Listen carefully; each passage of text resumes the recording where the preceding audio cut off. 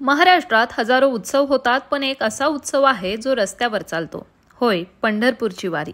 ही एक भक्तीची यात्रा नाही, ती तर 350 वर्षांची चालती बोलती परंपरा आहे.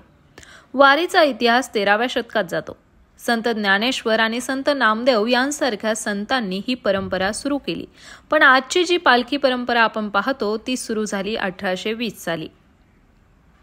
पहिल्यांदा संत तुकाराम महाराजांची पादुका घेऊन देहूहून पंढरपूरला निघालेली ही पालखी कालांतराने अख्ख्या महाराष्ट्राचं श्रद्धास्थान बनली.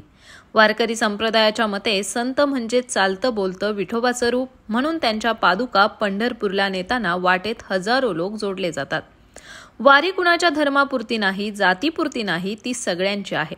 आजही देहू, आळंदी, इंदापूर, बारामती, पुणे, सासवड, लोणंद, सासवड, वाखरी मार्गे पंढरपूर अशी ही यात्रा सुमारे 21 दिवसांची असते. वादळ, पाऊस, ऊन काहीही असो, वारकरी थांबत नाही. त्यांच्या ओठावर असतो ज्ञानोबा माऊली तुकाराम आणि हृदयात असतं एकच ध्यास, विठोबाचं दर्शन. पंढरपूरला पोहोचणं म्हणजे आयुष्याचं ध्येय पूर्ण झाल्यासारखं वाटतं. संत नामदेव, एकनाथ, चोखामेळा, जनाबाई या साऱ्यांची पावन झालेली भूमी म्हणजेच पंढरपूर. वारी म्हणजे एकात्मता, समता, सेवा आणि संयमाची शाळा आहे.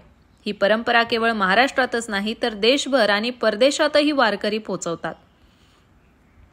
वारी अनुभवावी लागते, ती व्हिडिओतून दाखवता येत नाही, पण त्या पावलांतील भक्ती, त्याग आणि एकजूट नक्की दाखवता येते. जर तुम्ही एकदा तरी वारीला गेले असाल तर खाली कमेंटमध्ये लिहा जय हरी विठ्ठल. आणि ही महाराष्ट्राची परंपरा जगभर पोहोचवण्यासाठी लाईक, शेअर आणि सबस्क्राईब करायला विसरू नका.